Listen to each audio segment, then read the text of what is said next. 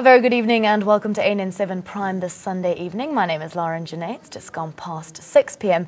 Let's get straight into the stories that we're following at this hour. A story making headlines, one of the largest church groups in the country, the Zion Christian Church, is calling on its members to boycott Tiso Black Star newspapers. The ZCC is accusing the newspaper group of targeted campaigning used to tarnish the image of the church and its leader.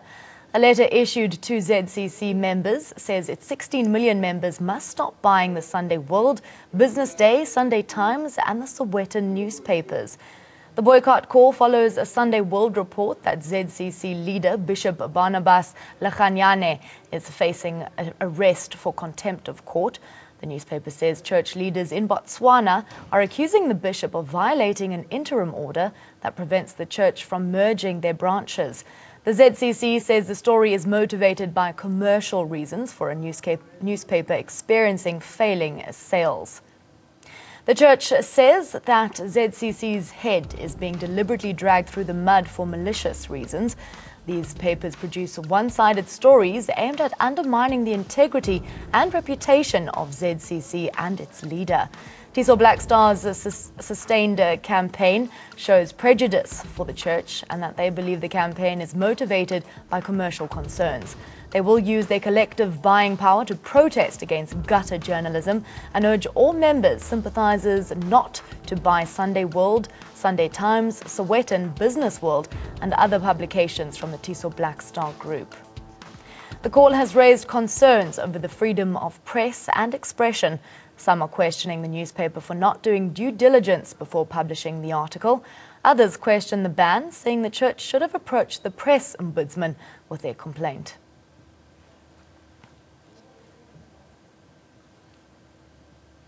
And to further debate this, so we have live in our studio is our one and only Sifiso Maklango, who's Group Political Editor and Straight Talk host. A very good evening to you. We also have Carl Niehaus, who joins us on the phone line. He's an MKMVA NEC member. In fact, he joins us on the Skype line there. Thank you so much for the two of you for joining us thus far for this debate. Mr. Maklango, let's start with you. The boycott call obviously follows the Sunday World report that ZCC leader Bishop Barnabas Lachanyane is facing arrest for contempt of court. Do you see this as defamation or freedom of expression? A very fine line here. And does it vouch for a boycott such as this? Well, good evening, Lauren, and good evening to all of your viewers. This is a great Sunday debate indeed. I think I speak for editors, and I'm a newspaper editor, though my frame is particularly in politics. But I can assure you that you never publish a story, or you should never publish a story until you get comment from both sides. If they had spoken to the bishop or the bishop's spokesperson or the church, if in fact this story has a victim, does the victim have a name? Have they interviewed the victim? Is this published in the paper? You cannot write a story and say, once upon a time there was a woman who claimed that the bishop attempted her, and this woman says this and that, and we could not find the bishop, or we don't comment the bishop, or we've never attempted for the church to speak. I think that is insulting, to say the least, but it's a type of journalism that you see often in this country, particularly in Sunday editions. However, this time they started with a church, a big brand. The ZCC church has got a following of 6 million people and above. And I was just reading that they say in Botswana the church cannot start a group. I lived in Botswana for many years, and that is not true. The ZCC church has got a big bench in Botswana, and there is no such law that says they cannot merge all the branches, because... So I'm just going to pause you there, as we do have Reverend Motala, who is a ZCC spokesperson, on the phone line. We'd love to hear his side of the story, obviously, as it does include the ZCC. Firstly, let's give a chance to you just to clarify the reasons behind the call for such a boycott. Why the call to all your many members to boycott Tiso Black Star newspapers? And is there any truth published in the story about your leader?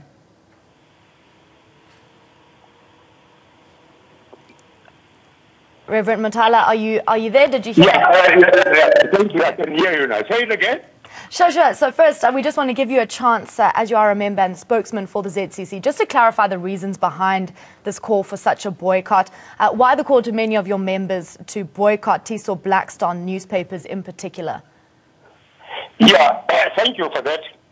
I think it has been many, many years that we suffered, the defamation as handed down to us by the newspaper Sowetan. And this time we were really surprised when we come across yet a Sunday World that came up with 2 or 3 consecutive publication that really so much humiliates our church and the church leadership, particularly the bishop himself. Apparently there are 2 gentlemen there, one by the name of Nwako Malachi, and the other one Amos Manenetu. They possibly just decided to turn the church into their own project with the aim of doing nothing else but defame such a church which stands for nothing else but for peaceful coexistence amongst the South Africans. And what do you think is the reason behind this? Oh, the reason behind it is so simple. But apparently you are aware that the print media has been attacked by the dwindling of the figures in as far as sales are concerned. And our figure, 16 million, so much attracts some of these guys, particularly in this very company, so that at the end of the day, they might be able to propel their sales by coming up with nothing else but that which defames the church. Are you saying that there's no truth to any of the stories that they've published regarding your church? Sorry? Are you saying that there's no truth to any of the stories published regarding your church? No, that's not true. What they're really looking after is nothing else but that they should be able to improve their sales. Because obviously if you really strike a man where his pocket is, he really becomes very much worried. And what really surprises us is these 2 gentlemen that I've made mention of, that is Nwako and Amos.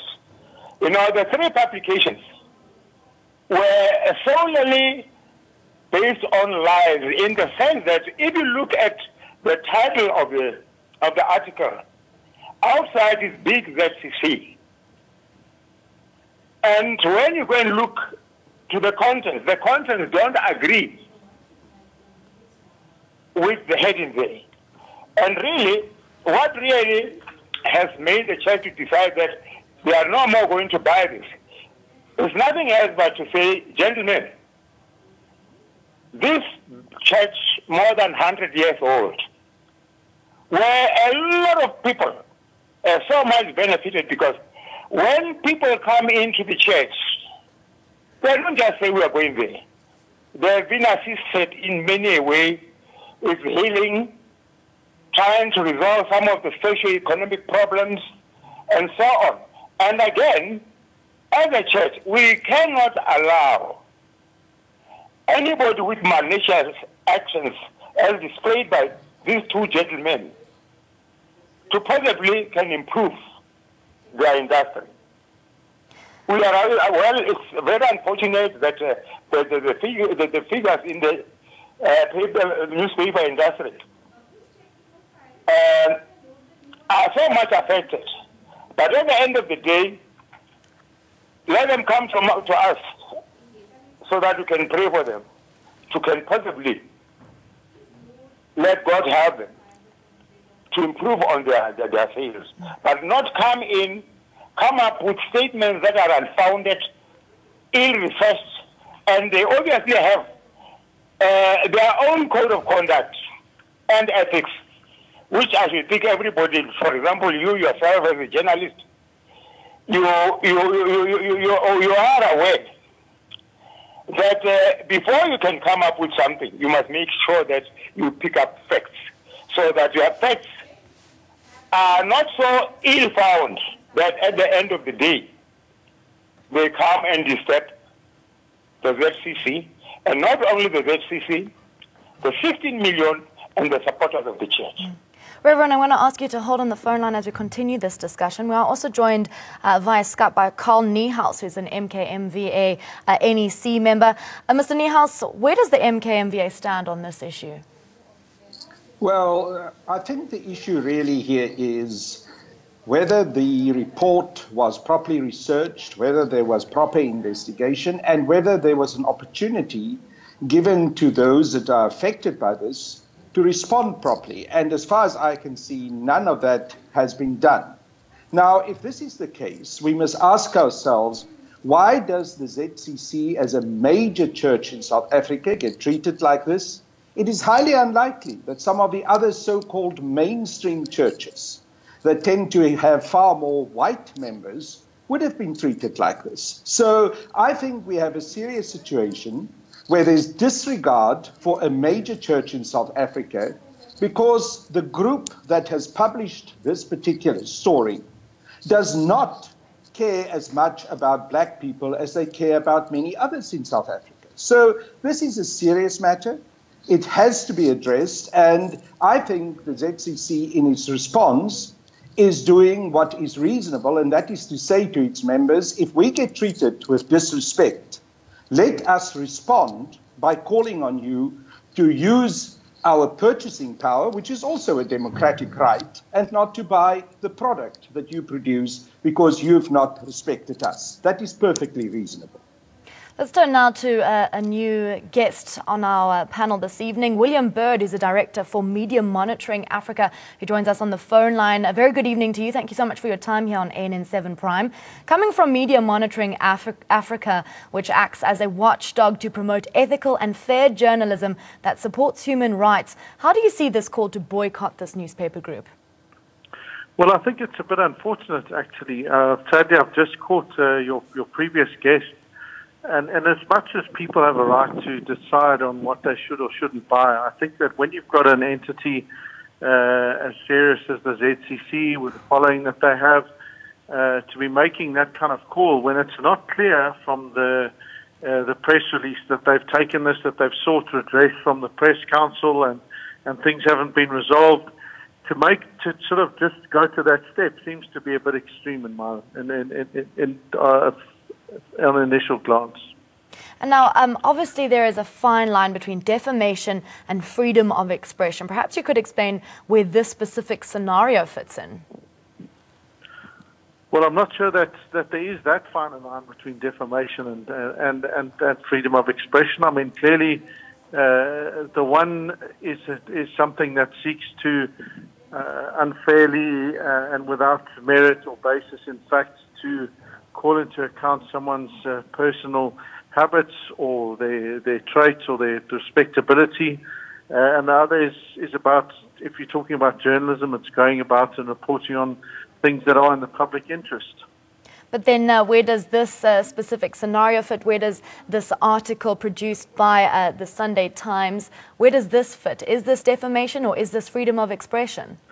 Well, no, I think that one of the reasons that we have a press council, and one of the reasons I think that I'd strongly encourage the ZCC to follow that route, is that if they can demonstrate that, firstly, that they had no right of reply, and that the things that are being put out are clearly without merit, they have no basis in fact, and that, in fact, the newspaper didn't have any legitimate sources for their story, then yes, they will find against them, and then they may well also then choose to pursue an avenue of defamation. But I think to just go off and encourage people to boycott when you haven't gone through that process, I think is unfair in itself.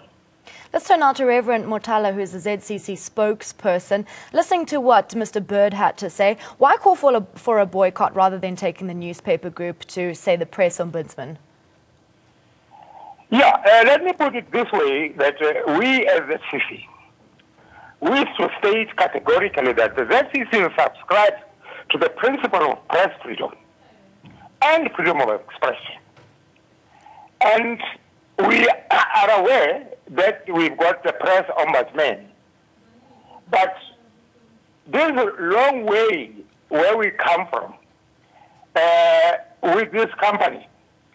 particularly on their paper selection, we have become aware that the only language that they can understand is to flex our numbers by saying our buying power should be used in order not to compromise our faith. And you know, when you hit the man on the pocket, it is when definitely somewhere else will wake up and say, what am I doing? I'm saying this because since this message came out, we had some officials from this very company to say, can't we make an appointment to come and sit down with you so as we can be able to talk that and that. But then there are some certain issues that they did not fulfill according to their promises when we were at loggerheads with Sowetan. Not loggerheads physically, but you know, we had some certain agreements which they did not fulfill. For example, we were not aware that Sowetan falls under this company. And this time when we picked up on these three issues, we decided to say, oh, wait a bit. We are not journalists. Let's try to research which company owns Sowetan. I mean, sorry, not Sowetan, but Sunday World. Only to find that it is a sister paper to Sowetan, together with these other two, Sunday Times, and the very last one that you had mentioned. Yes, Business Day. And from there said, no, but it is time to make these people aware that we are not going to allow something of this nature. What surprises us is, this is one of the indigenous churches of this country, of which every South African, black and white, yellow, and so on, get an assistance from it. When they go for one prayer, they all come in there.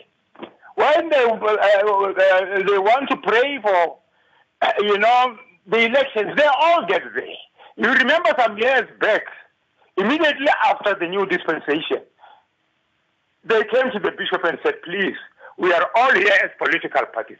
We want you to pray for us, and we know you are a man of peace. And the bishop himself was prepared to do that. Every political leader was able to say 1, 2, 3.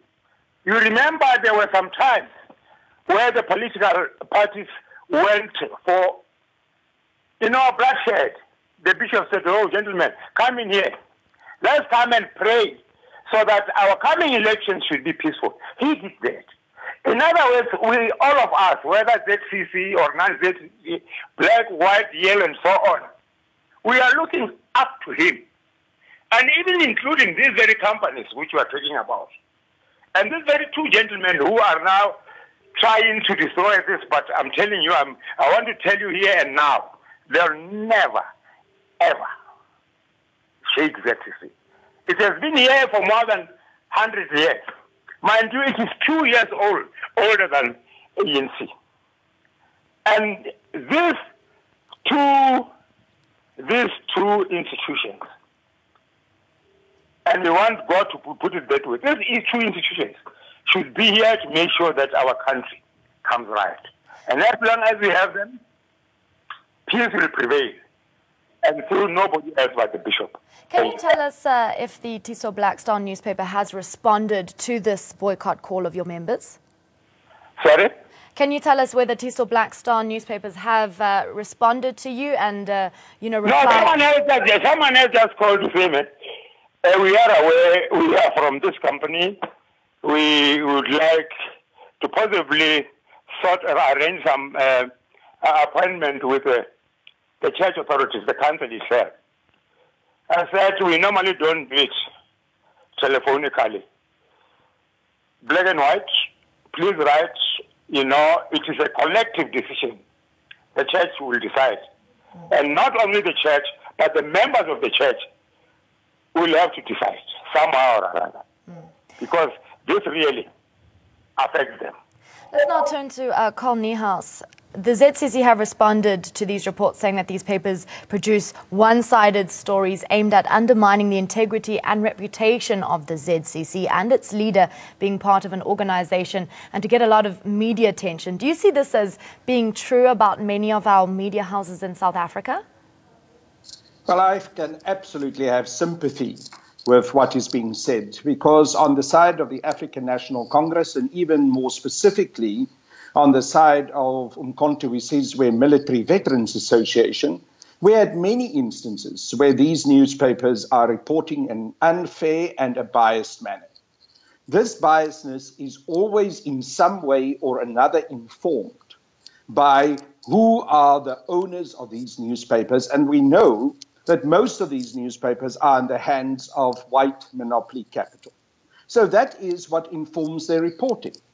And often they do not care to check the facts, they do not care to report in a manner that will take into consideration those that they affect by this kind of reporting. So yes, the African National Congress has often been at the receiving end of this, and that is why from our side and also from the side of Umkhonto we Sizwe Military Veterans Association, we have a deep sense of sympathy for what the ZCC is going through now. And that is why I'm also responding in the manner that I did earlier by saying that I think it is perfectly reasonable, perfectly acceptable for the ZCC to call on its members to boycott these particular publications, because we are not saying this from the ANC side in terms of understanding where the ZCC comes from, by not knowing a long history. And just what we've heard in terms of the experience of the ZCC shows us that they themselves have had a long history of this unfair and very biased reporting. So that is the background that leads to this kind of action. And at the end of the day, the majority of black people in South Africa, and especially Africans, have to put their collective foot down and say enough is enough. We are not going to be treated like this. We are not going to be given this kind of negative and biased reporting. And if you continue to do so, you will pay the price. And ultimately, that price will also be hitting your pocket. That is perfectly reasonable. And I think the time had come. In fact, it is long due that this kind of action needs to be taken in order for these newspapers to realize that they cannot continue with the kind of biased reporting that they've indulged in, and which often and very specifically targets the black people in South Africa, and very specifically also organizations that are concerned about the promotion of black liberation, such as the African National Congress. And I hear very clearly what the pastor said also about the ZCC. And yes, the long link and the ties that there are between the African National Congress and the ZCC. So our support is evident and clear because we understand the context in which this has happened, and this cannot be tolerated. Let's turn now to William Bird, who's the Director for Media Monitoring Africa, who joins us on the phone line. How should the ZCC have gone about this issue? What available options were there for them? Look, I think it's very disappointing, the kind of discourse that I'm hearing. You know, for one thing, if you're an outsider and you're not a member of the ZCC and you see a story in a newspaper, irrespective of whether it is correct or not, the way that you correct that is to make sure that you contact that newspaper. You say, excuse me, but these and these and these and these facts are wrong. You didn't check with 1, 2, 3, 4, 5, and these and these and these things, and you therefore need to take very clear and immediate action about this. Because if you don't, people think that what you published is true. That's the basis of a corrective system, right? Whether it's a co-regulatory, whatever kind of system it is, that's the basis of how you correct things that go wrong in the public. If they've done this before, then you've got a stronger case against them to say, excuse me, you've done this once before, and here we see this. And that means that the Press Council can then take stronger action against that particular media. And if you're still not happy, then you can take them to court. What you're doing, though, by saying, okay, let's just go and silence them, because saying boycott them is effectively saying silence the media, is you're doing the same thing as those people who go out and say, well, we must boycott ANN7 because they're equally biased.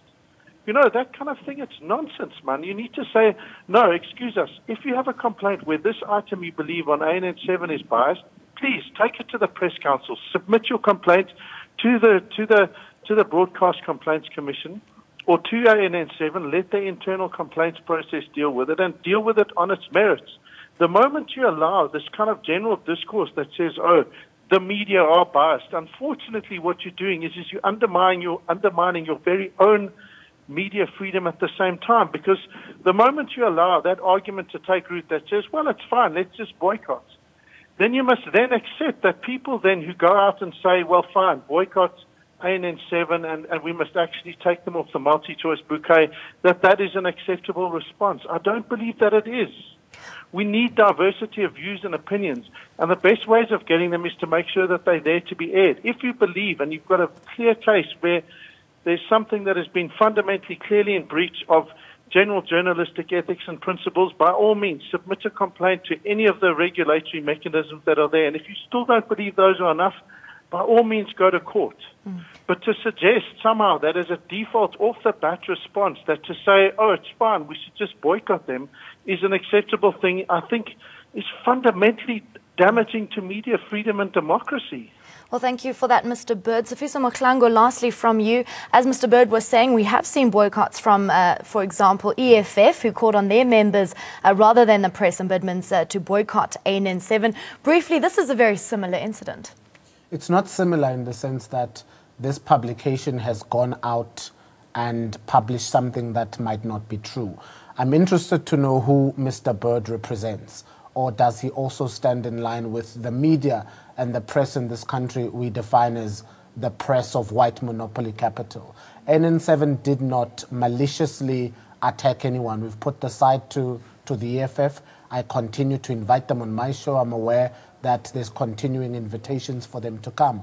However, if you go to print with something that is not true, there are repercussions. And one cannot say, if you hasten to say, I want to boycott this particular brand, then you're wrong. I read the story and it doesn't suggest that the bishop or the church was given a right of reply, and that is what is wrong. We have to cut you off there, but thank you so much for that opinion there. Sifiso Maklango, Group Political Editor, and do catch him at on Straight Talk at 7 p.m. this evening. Carl Niehaus joined us on the Skype line, MKMVA NEC member. We also had William Bird, the Director for Media Monitoring Africa, and Reverend Motola, who is a ZCC spokesperson, on the phone line. Thank you so much for joining us. We'll be back with more news and updates after this.